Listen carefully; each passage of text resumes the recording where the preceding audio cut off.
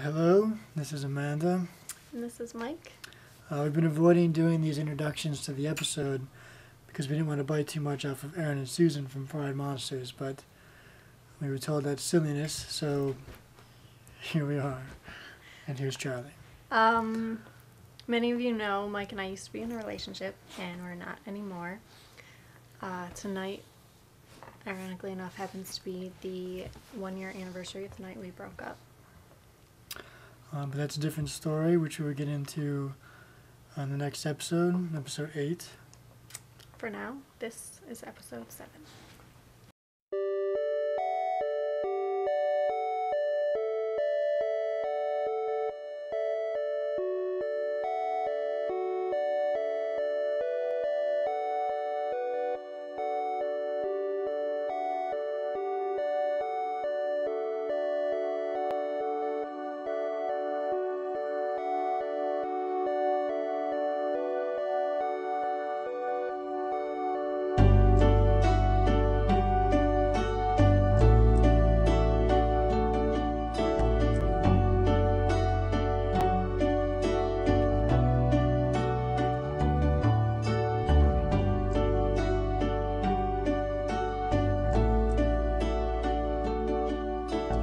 On February 28th, Amanda and I posted episode 3. About 3 months before the morning this footage was shot, of Larry and Jay leaving Anacortes to begin their trip. The third episode was a casting call, for the lack of a better term. We did our best to flood the internet, reaching out in every forum, every social site, posting network and bike community we could find, which left us with 2 months to both raise the money we needed for the film and to find 2 or more people already planning on doing a coast-to-coast bicycle trip. The emails and messages began to slowly trickle in, one by one at first and then in small waves. Some introductions were 1 sentence long, and some went into great detail and referenced links and blogs and photos online. It became an overwhelming task to filter out potential subjects for the film. With so little time, so much weight on the people we chose.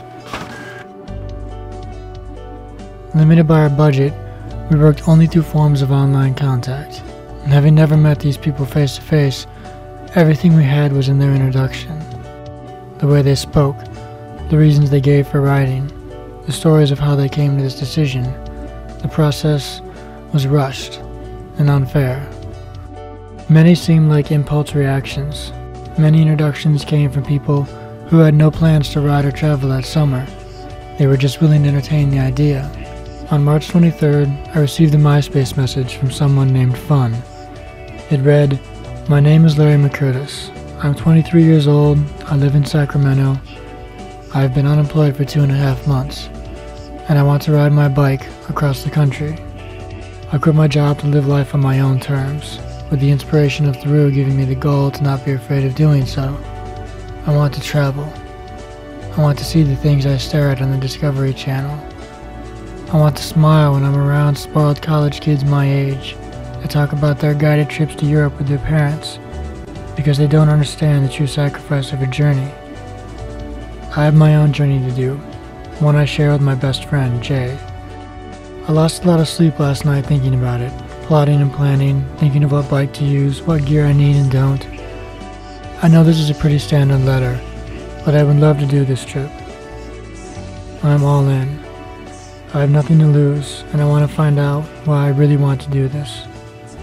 I hope to hear back from you soon, and thanks for reading, Larry McCurtis."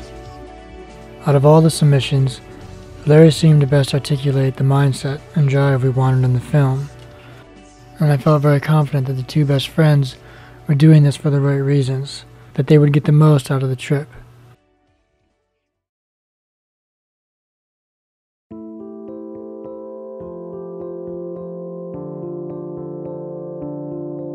On May 16th, I took a flight from LAX to Reno at 9 in the morning. Then renting a car to drive 58 miles northwest, where Larry and Jay had been training since leaving Sacramento. Larry would later admit that he wanted to test me. We drove into the mountains to hike one of the tallest peaks overlooking the Sierra Buttes. The view was beautiful, and I thought of the last time I climbed the mountain 6 years ago with my best friend Tim during our first bike trip after we reached Logan's Pass at Glacier Park. We traded stories of adventures, and Larry asked about the details of my past bike trips. Where I slept, what I ate, how far I rode, how I trained, why I left in the first place.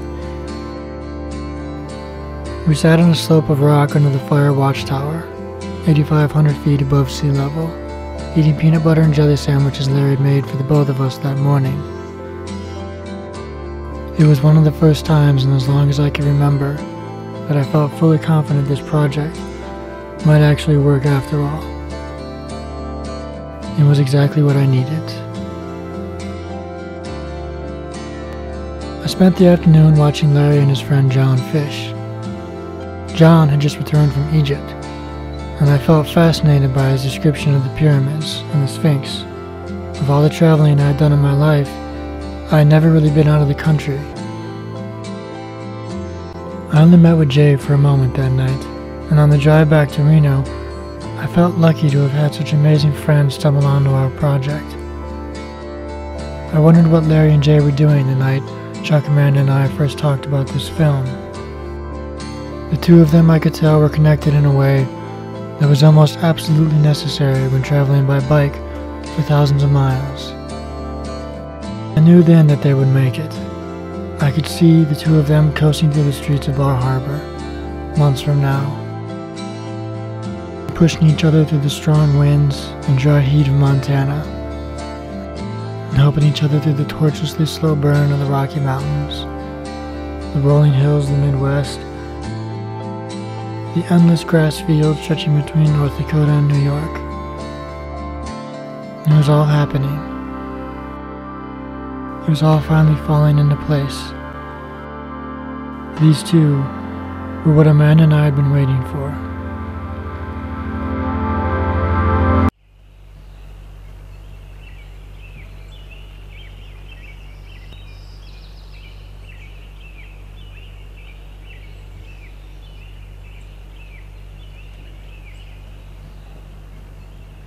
The minutes after Jay and Larry began their trip, we realized we had killed the battery to our van charging camera equipment. We asked for a jump from a couple driving by, and spent the next 4 hours searching for Larry and Jay along the bicycling route, with no luck. I began to panic that much of our trip would be spent searching for the two each time they turned a corner and left our sights. The two decided to take the second day off in Wobble Mount, taking advantage of the great fishing the locals had told them about.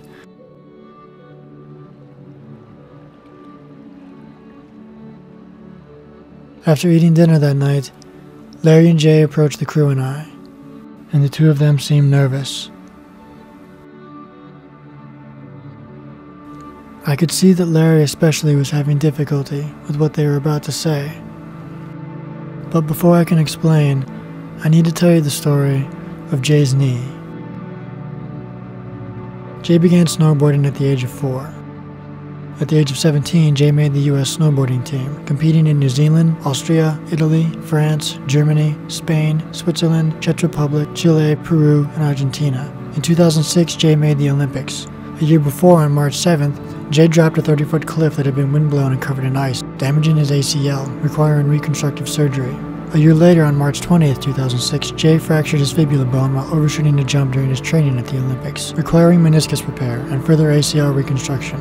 6 months later, during the Chile World Cup, Jay caught a toe edge in competition, tearing his bicep and tricep and fracturing the rhomboid in his shoulder. While riding at Burrell, a chairlift caught the back of his leg, tearing his meniscus a second time. Only 4 months before the trip, Jay blew out his ACL in Breckenridge, Colorado after the X Games. Surgery required drilling out all previous surgery's hardware and construction, filling the holes where bolts had once been with a bone-like compound, leaving his right knee with no ACL. Concerned about his ability to ride a bicycle 4,200 miles over the course of 60 days, Jay was advised by his doctors that an ACL wasn't necessary in biking. They hoped the excessive exercise would strengthen his knee, helping the upcoming surgery, which would then build a new ACL and begin reconstruction from scratch.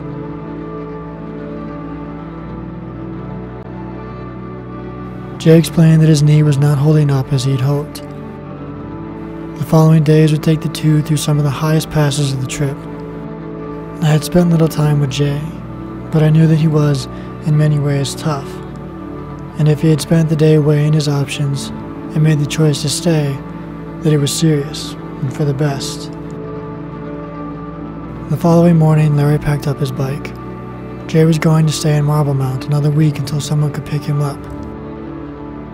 The two best friends had spent countless hours anticipating this trip, imagining the miles, all the time knowing that they would experience this together, that this adventure would be theirs and no one else's.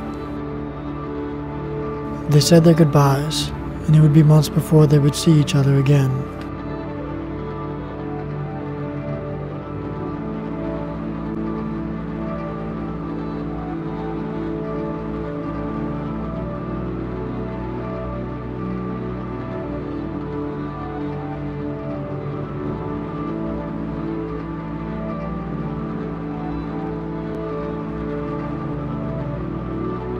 And like that, Larry was alone. And would be for the next 4,000 miles. I could see that as Larry rode away, he was crying, and I wished there was something I could say.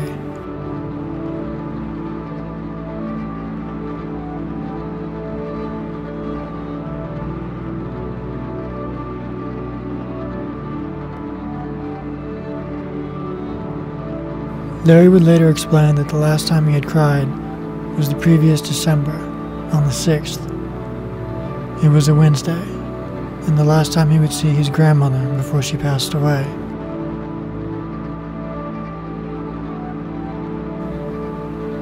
This trip was for her.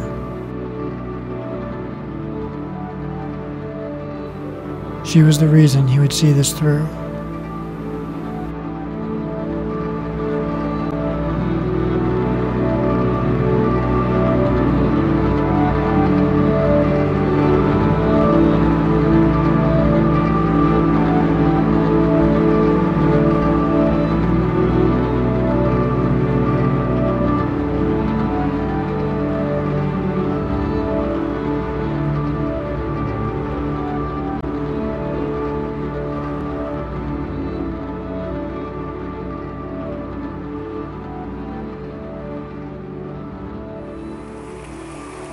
Well, boss,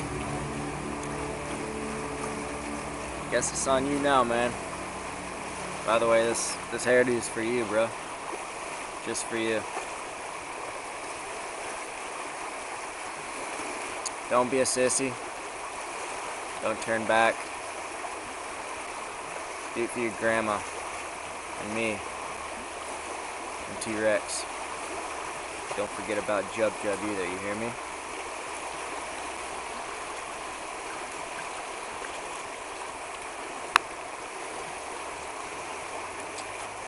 Pretty bummed to see you go, but I'm stoked that you're doing it, man. All by yourself. It takes some nuts. And can't wait to see you dip your pedal in the end, buddy.